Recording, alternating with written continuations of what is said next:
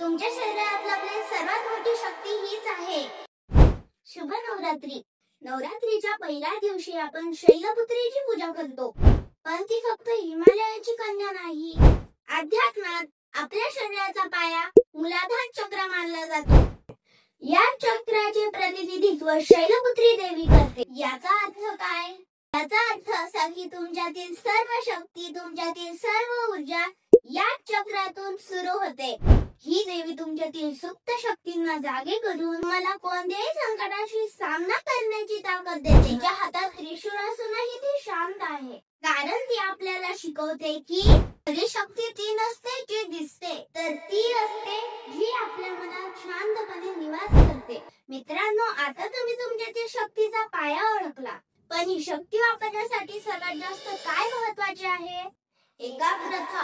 आणि ती कशी मिळवायची हे आपण उद्याच्या व्हिडिओमध्ये पाहणार आहोत.